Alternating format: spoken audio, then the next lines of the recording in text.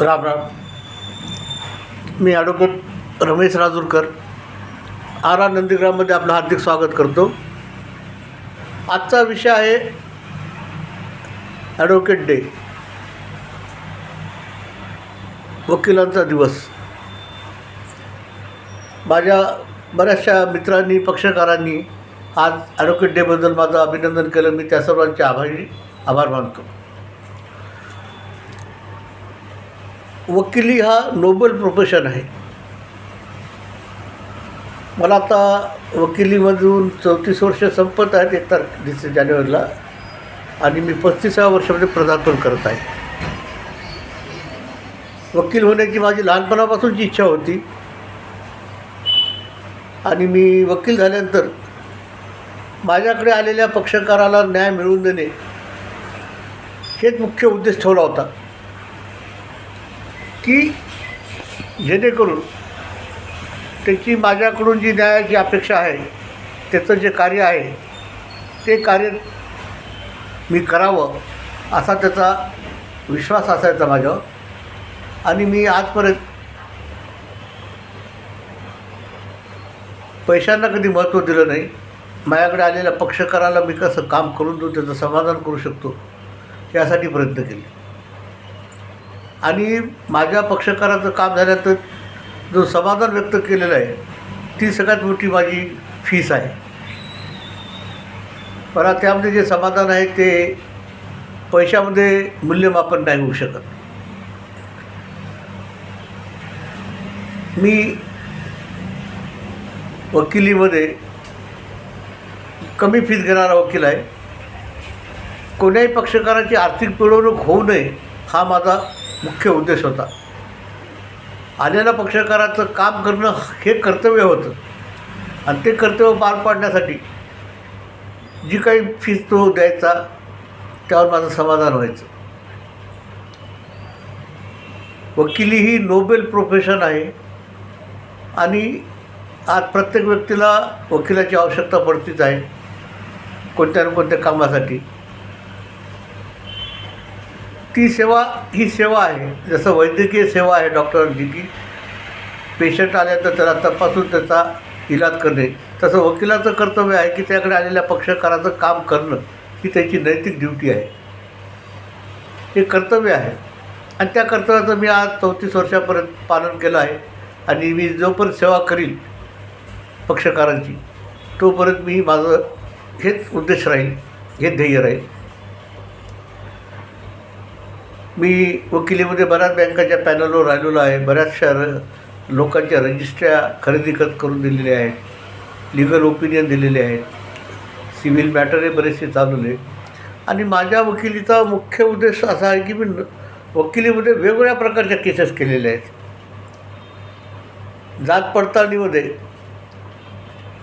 खोटं जातीचं प्रमाणपत्र रद्द व्हावं यासाठी पहिली कारवाई केली. त्यानंतर बरेच प्रकरणं त्याकडे विभागाकडे दाखल झाली. नांदेडच्या नगरपालिकेकडून मी त्यांचा ग्राहक आहे. मी पैसे देतो, ते मला पाणी सप्लाय करतात. माझ्या नळाला पाणी येत नव्हतं म्हणून मी कंझ्युमर कोर्टामध्ये सुद्धा केस दाखल केली, आणि नगरपालिकेला 10,000 रुपये दंड झाला, आणि मला माझी जी पाणीपट्टी होती ती माफ झाली.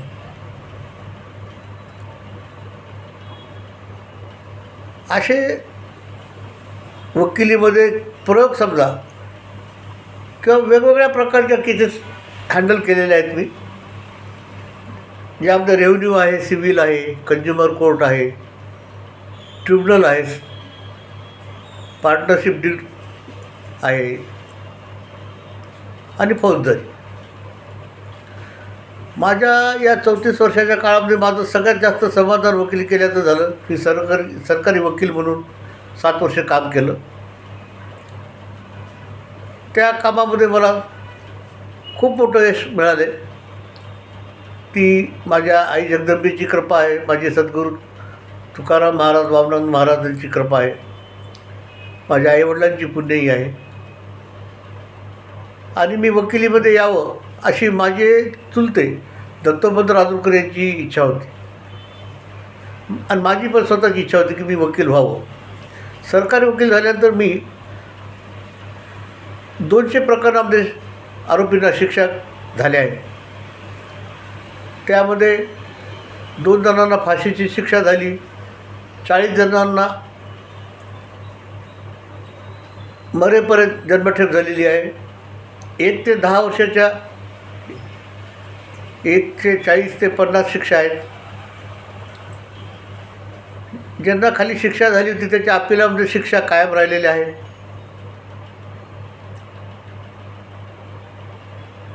कोर्टामध्ये केसेस लांबतात हे आहे, त्याचं काही नकार घेता येणार नाही, कारण कोर्टामध्ये फायलिंगचं प्रमाण खूप असल्यामुळं.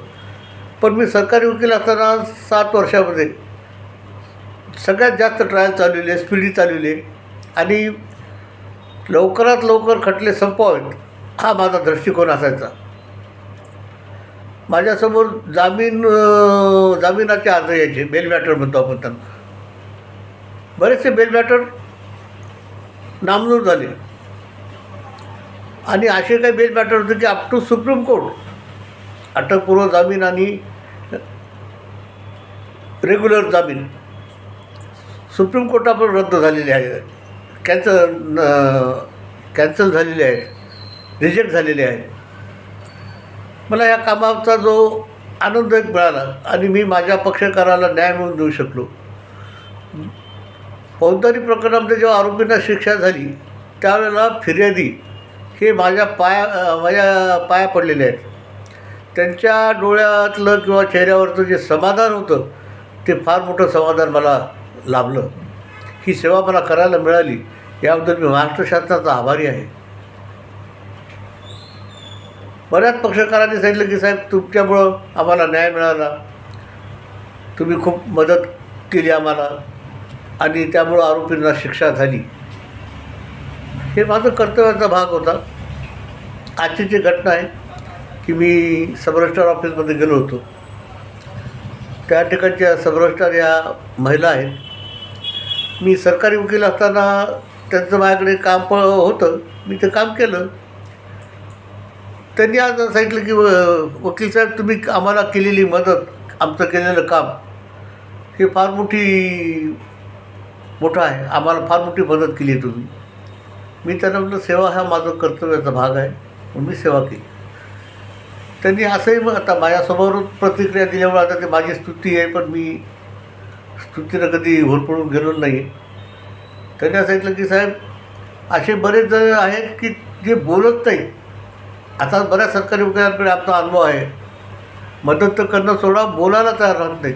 पण तुम्ही मात्र आल्यानंतर बसा, बोला आणि त्याचं समाधान केलेलं आहे. अशा प्रकारच्या चांगल्या प्रतिक्रिया बऱ्याच ठिकाणी मिळतो, बऱ्याच ठिकाणी मानसन्मानही मिळालेला आहे. लोकांना एक आपुलकी, प्रेम आहे किंवा राजूरकर वकिलाकडे गेले तर आपलं काम होऊ शकतं. आणि मी त्या कामामध्ये माझं स्वतःचा खटला आहे, स्वतःची केस आहे असं समजून घेऊन मी इन्व्हॉल्व होतो ते काम करण्यासाठी. म्हणून मला वकिलीच्या 34 वर्षे माझी आता संपूर्ण 1 जानेवारीला माझं 35व्या वर्षात पदार्पण होत आहे. मी या माझ्या वकिली व्यवसायातल्या यशासाठी खूप जणांचे हातभार आहेत, खूप जणांचा मी आभारी आहे. मला बऱ्याच सिनियर वकिलांकडून शिकायला मिळालं. बऱ्याच पक्षकारांनी मला विश्वास ठेवून त्यांना मी सेवा देऊ शकलो, त्यांचं समाधान करू शकलो. हेच माझ्यासाठी फार मोठं आयुष्यातलं ऋण आहे आणि मी पक्षकारांच्या ऋणातच राहू इच्छितो. माझ्या बऱ्याच मित्रांनी आज ॲडव्होकेट डे आहे म्हणून अभिनंदन केलेलं आहे, त्याचे मी पुन्हा एकदा आभार मानतो. माझं एक छोटंसं माझ्या व्यवसायाबद्दल जे म्हणणं होतं ते आपल्यासमोर मांडलेलं आहे. आपण या बाबतीत आपल्या काय ज्या प्रतिक्रिया असतील त्या जरूर कॉमेंट बॉक्समध्ये द्याव्या. जय श्रीराम.